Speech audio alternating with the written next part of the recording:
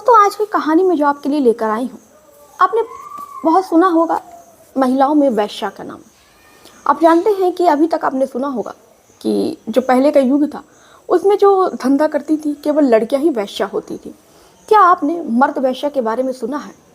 शायद आपने इससे पहले नहीं सुना होगा। अगर कोई जानता भी होगा तो शायद एक आध ही लोग जानते होंगे कि जो धंधा है वो केवल महिलाएं ही नहीं करती हैं। लड़के जो होते हैं, जो पुरुष होते हैं, वो भी धंधा करते हैं। आज की जो कहानी है ऐसे ही एक व्यक्ति की कहानी है, एक आदमी की कहानी है, एक पुरुष की कहानी है जो धंधा करता है। और दोस्तों, धंधा जो है वो अपने शौक में नहीं करता है बल्कि उसकी कुछ मजबूरी होती है। दोस्तों, आप जानते होंगे दिल्ली में इसी तरह एक बाज़ार सस्ता है जीबी रोड पर। वहाँ पर बहुत सारे जो मर्द होते हैं, एक एक करके खूबसूरत मर्द खड़े होते हैं। वहाँ पे आपको हर तरह के मर्द देखने को मिल जाएंगे, छोटे कद के, बड़े कद के। जो दिखने में जितना खूबसूरत उतना ही उसका दाम, और जो दिखने में जितना ही हल्का फुल्का यानी कि जितना ख़राब उसके उतने कम दाम। अब उस बाज़ार में दोस्तों, जाहिर सी बात है हमारे आपके जैसे लोग तो जाते नहीं हैं। उस बाज़ार में दोस्तों बड़ी बड़ी घर की औरतें जाती हैं, बड़ी बड़ी मर्सिडीज़ से औरतें उतरती हैं और मनचाहा मर्द को चुनती हैं। मनचाहा मर्द लेकर होटल में जाती हैं और रात भर उनके साथ अय्याशी करती हैं। इसी तरह एक व्यक्ति जो हालातों का मारा होता है और इस धंधे में वो फंस जाता है। और कैसे वो जो लड़का था भोला भाला कैसे इस धंधे में आता है, उसके पीछे की कहानी सुनेंगे दोस्तों तो आपकी रूह कांप जाएगी। तो चलिए दोस्तों, इस कहानी को विस्तार पूर्वक से बताते हैं और समझाते हैं। इससे पहले आपसे दोस्तों एक गुजारिश है कि आप चैनल पर नए हैं तो चैनल को सब्सक्राइब कर लीजिए, वीडियो को लाइक कर दीजिए, बेल आइकन को क्लिक कर दीजिए। आप चाहते हैं कि मैं अपनी वीडियो में आप लोगों का नाम लूँ तो अपने नाम के साथ साथ अपने ज़िले, मोहल्ले, कस्बे का नाम करके ज़रूर बताएं। हम अगली वीडियो में आप लोगों के नाम के साथ साथ आपके ज़िले, मोहल्ले, कस्बे का नाम भी ज़रूर लेंगे। तो चलिए दोस्तों, इस कहानी की शुरुआत करते हैं। दोस्तों, एक लड़का जिसका नाम आमिर होता है, जो देवरिया का, उत्तर प्रदेश में एक ज़िला पड़ता है देवरिया, जो देवरिया का रहने वाला था। आमिर की 3 बहनें थीं और 2 भाई था। आमिर सबसे बड़ा लड़का होता है और आमिर का सपना था कि वो यूपीएससी की तैयारी करेगा। आमिर के जो पिता थे, जिनका नाम रहमान होता है, रहमान सऊदीया में रहकर कमा रहे थे। आमिर का जो परिवार था काफ़ी ज़्यादा अच्छा परिवार था, घर में किसी चीज़ की कमी नहीं थी। आमिर जो था उसका सपना था कि वो अधिकारी बनेगा, आईएएस अधिकारी। तो वो यूपीएससी की तैयारी करने के लिए वो दिल्ली मुखर्जी नगर में आ जाता है। दिल्ली मुखर्जी नगर में वो 5000 का कमरा लेता है। 5000 कमरे के भाड़े पर वो वहाँ पर अपनी तैयारी कर रहा था। आमिर जो है बहुत लगन से, मेहनत से अपनी तैयारी कर रहा था। साल भर का वक्त गुजरता है। इधर आमिर के ऊपर एक दुखों का पहाड़ टूट पड़ता है कि आमिर के पिता की, रहमान की, सऊदीया में ही हार्ट अटैक से मृत्यु हो जाती है। से उसके घर वालों की तरफ से फ़ोन जाता है कि तुम्हारे पापा की सऊदीया में हार्ट अटैक से डेथ हो गई है। आमिर जब ये सुनता है तो ये बात सुनकर वो बेहोश होकर ज़मीन पर ही गिर जाता है। आमिर का एक रूममेट होता है जिसका नाम अली होता है। अली तुरंत आमिर को होश में लाता है। उसके बाद से आमिर बताता है कि उसके पापा की डेथ हो गई सऊदीया में। उसके बाद से अली जो है, उसका जो दोस्त होता है आमिर का, वो अपने दोस्त को साथ लेकर वो देवरिया जाता है। देवरिया में माँ बाप भी बहुत रो रहे थे। जाहिर सी बात है, किसी के घर का मेन सदस्य चला गया है तो घर वालों की क्या हाल होगी। घर में पूरा शोक का माहौल, कोई रो रहा था। अब सऊदीया से वहाँ पे दोस्तों डेड बॉडी मंगाने की बात चल रही थी कि जो डेड बॉडी है वो मंगाई जाए। इसी तरह 2 दिन का वक्त बीत जाता है। 2 दिन से ना आमिर के घर में कोई खाता है ना कोई पीता है। पूरा गमों का माहौल था, शोक का एक माहौल था। बाद से जो सऊदीया का अरबी था वो वहाँ से आमिर के अब्बू की, रहमान की डेड बॉडी भेजता है। 2 दिन के बाद से यहाँ पर डेड बॉडी आती है। वो जब अपने अब्बू को देखता है, चीख चीख के, दहाड़ मार मार के रोता है। उसके बाद से आमिर के अब्बू का कफन दफन किया जाता है। तो आमिर जो है अपने घर पर ही देवरिया में 1 महीना रहता है। और उसके बाद से दोस्तों जब धीरे धीरे आमिर और आमिर के घर वाले इस गम से थोड़ा सा उभरते हैं और जब शांत होते हैं तो फिर 1 महीने के बाद चिंता ये सताती है कि जो मेन कमाने वाला था वो तो इस दुनिया से चला गया। अब घर का खर्चा कैसे चलेगा और आमिर की पढ़ाई का खर्चा कौन उठाएगा। और आमिर की 3 बहनें थी, एक भाई था छोटा। इन चारों की परवरिश कौन करेगा, चारों को कौन पढ़ाएगा, कौन खिलाएगा। अब तो घर में दाने दाने की मोहताजी आ गई थी। घर में यही सब बातें हो रही थी कि अब हम लोग क्या करेंगे, अब हम लोग कहाँ जाएंगे। आमिर सबसे बड़ा था। आमिर कहता है कि अम्मी आप परेशान ना हो, बहन तुम लोग परेशान ना हो, मैं अभी जिंदा हूँ ना, मैं दिल्ली जाऊँगा, दिल्ली जाने के बाद वहाँ पर कोई जॉब करूँगा। फिर उसकी बहनें और अम्मी पूछती हैं कि बेटा फिर तुम्हारे सपने का क्या होगा, क्या तुम पढ़ाई छोड़ दोगे। आमिर कहता है कि अम्मी अब अल्लाह की मर्जी, अल्लाह जो भी कराएगा आगे मैं देखूंगा, लेकिन इस तरह हार तो नहीं मान सकता। मेरे ऊपर आप लोगों की जिम्मेदारी है। मैं भले अपना सपना पूरा ना कर सकूं, लेकिन आप लोगों को भूखे नहीं मरने दूंगा। अब जो आमिर होता है दोस्तों, वो दिल्ली आ जाता है और दिल्ली आकर वो नौकरी की तलाश करने लगता है। उसको एक कॉल सेंटर में नौकरी भी मिलती है। वो 8,000 रुपये उसको मिल रहा था। 9 घंटे की कड़ी ड्यूटी थी और प्लस 9,000 रुपया था। अब आमिर जो है 5,000 तो किराया दे देता है और किसी तरह 1,000 में ही वो खुद खाया पिया करता और उसके बाद से 4,000 रुपये जो हैं वो अपने घर पर भेज दिया करता है।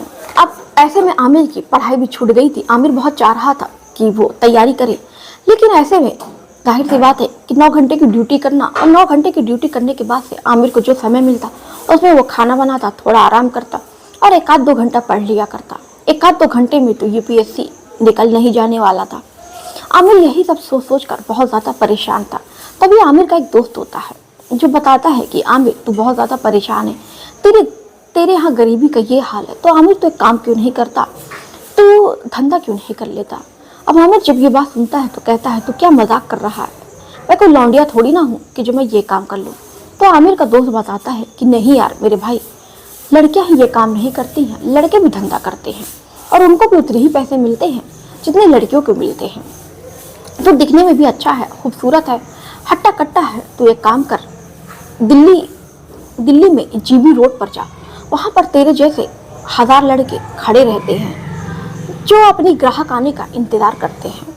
शायद वहाँ से तेरी ज़िंदगी बदल जाए। तो जॉब तो कर रहा है, प्लस तुझे पार्ट टाइम ये भी कर लेना चाहिए। तो आमिर को ये बातें जो हैं दोस्त की मजाक लगती है। तो उसका जो दोस्त है उसको दिल्ली जीबी रोड पर एक पुल के नीचे लेकर जाता है। वहाँ पर कहता है कि आमिर तू देख अब यहाँ पर क्या हो रहा है।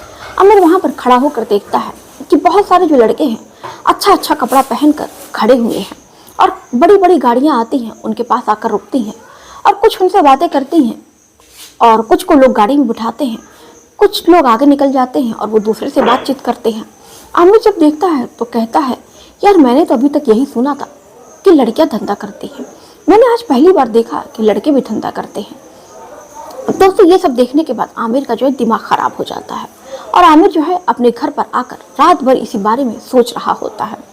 उसके बाद से दोस्तों आमिर फिर फैसला करता है कि अब वो ये भी यही काम करेगा, क्योंकि इसी तरह आमिर की जो घर की गरीबी है वो दूर हो सकेगी।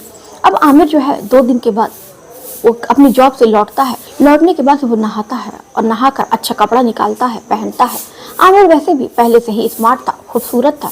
उसके बाद से वो परफ्यूम लगाता है और परफ्यूम लगाकर वो उसी जीबी रोड पर पुल के नीचे जाकर खड़ा हो जाता है बाकी सब लड़कों की तरह। अब वहाँ पर 1 घंटे आमिर वहाँ पर खड़ा रहता है। अब आमिर के पास एक महिला आती है जिसकी उम्र लगभग 40 से 42 साल की होती है। वो महिला जो है आमिर से बात करती है। आमिर उस महिला को देखता है तो बिल्कुल चौंक जाता है और वो सोचता है कि मेरे इतने बुरे दिन आ गए हैं कि अब मैं एक बूढ़ी औरत के साथ, बूढ़ी महिला के साथ मैं शारीरिक संबंध बनाऊंगा। लेकिन आमिर की मजबूरी थी। अब वो महिला से बातचीत करता है और महिला उससे पूछती है तुम कितना पैसा लोगे। तो आमिर कहता है कि मैं 5,000 रुपये लूँगा।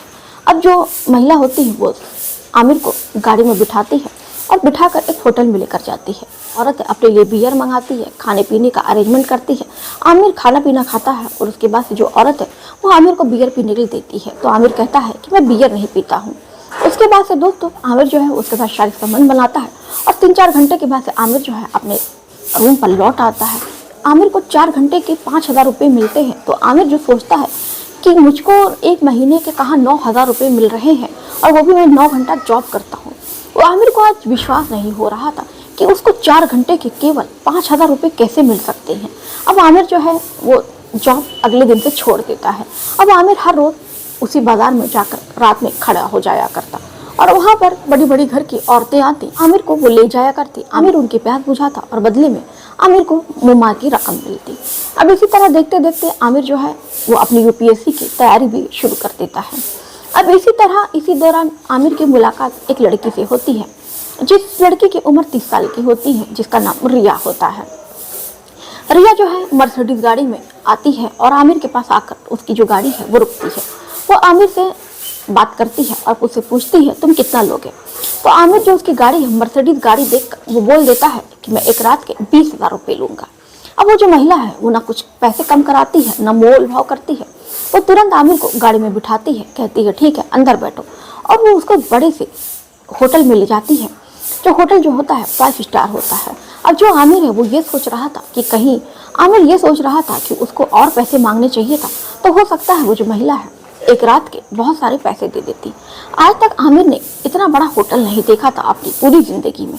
अब वो महिला उसके साथ जाती है और वो महिला के साथ शारीरिक संबंध बनाता है। इतना ज़्यादा खुश करता है कि वो जो महिला थी वो आमिर का फ़ोन नंबर ले लेती है और कहती है मैं तुमको फ़ोन करके बुलाऊंगी, तुम इसी होटल में आ जाया करना। अब जो आमिर है जब भी वो महिला आमिर को फ़ोन करके बुलाती, आमिर जो है हमेशा दौड़े दौड़े भागे उस महिला के पास चला जाता। अब देखते देखते दोस्तों इन दोनों को मिलते मिलते तकरीबन साल भर का वक्त गुजर जाता है और दोनों जो है एक दूसरे से प्यार करने लगते हैं। उसके बाद से ये जो महिला है पहले तो बहुत हिचकिचाती है, लेकिन वो आमिर को प्रपोज करती है कि आमिर मैं तुमसे शादी करना चाहती हूँ।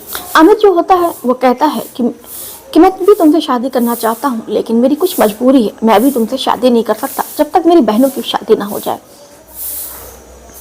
आमिर जो है अपने पूरा किस्सा, अपने घर का किस्सा, अपने अब्बू का किस्सा उस लड़की को बताता है। लड़की काफ़ी ज़्यादा पैसे वाली थी। लड़की कहती है ठीक है इतनी छोटी सी टेंशन है, कोई बात नहीं, तुम मुझसे शादी कर लो आमिर, मैं तुम्हारी पूरी ज़िंदगी, तुम्हारे पूरे घर वालों की ज़िंदगी बदल दूंगी। तुम्हारी बहनों की जिम्मेदारी जो है वो मेरी जिम्मेदारी है। आमिर को पहले लगता है मुझसे शादी कर ले और शादी करने के बाद अगर मेरी बहनों की शादी ना करे तो क्या गारंटी है। आमिर कहता है कि मैं कैसे मानूं कि तुम शादी करने के बाद मेरी बहनों की सच में जिम्मेदारी निभाओगी। अब वो जो महिला थी वो तुरंत आमिर के अकाउंट में 20 लाख रुपए ट्रांसफ़र कर देती है। अब कहती है अब इतने में तो तुम्हारी 2 बहनें क्या 3 बहनों की भी शादी हो जाएगी। उसके बाद से दोस्तों आमिर जो और वो जो लड़की थी वो दोनों एक दूसरे से शादी कर लेते हैं। आज दोनों एक दूसरे से शादी करके अच्छा खासा जीवन व्यतीत कर रहे हैं। तो दोस्तों ये थी आज की घटना। इस घटना पर आपकी जो भी राय होगी दोस्तों अपनी राय कमेंट में करके ज़रूर बताइएगा। तो चलिए दोस्तों मिलते हैं फिर इसी समय पर ऐसे ही किसी और घटना के साथ।